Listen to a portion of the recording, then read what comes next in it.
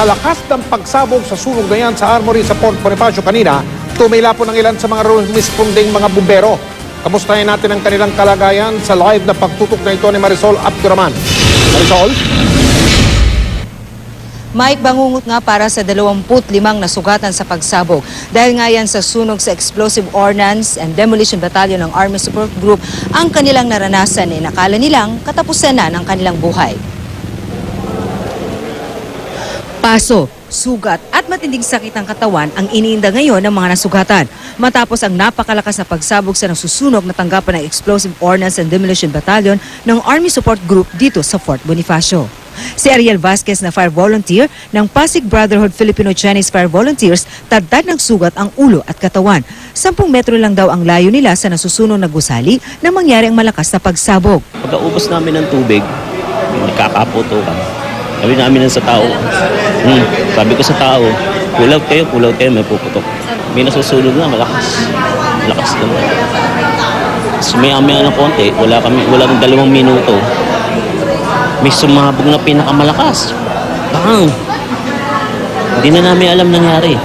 Paso naman ang tinamo ni Agripino Santos na isa ring fire volunteer ng grupo.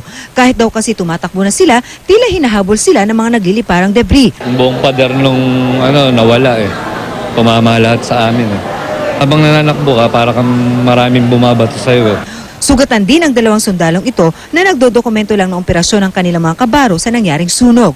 Pero di raw nila sukat akalaing may malakas na pagsabog. Ako po tumalsik kaming dalawa kasi kabady ko nga yung video man.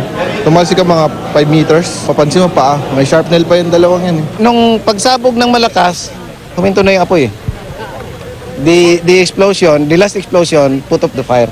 Karamihan na injure yung mga lumipad na debris dahil sa pagsabog. So mga pieces of stone, mga broken glass and broken na mga hollow blocks. That caused the injury. Tulala rin ang mga bomberong ito nang datnan namin kanina. Tumilapon kasi sila dahil sa malakas na pagsabog.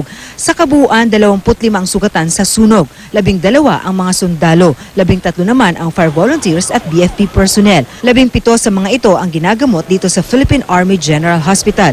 5 naman ang itinakbo sa AFP Medical Center sa Viluna. Usually, may mga burn sila saka yung mga splinter wound pero there are only minor injuries that can be managed in the Army General Hospital.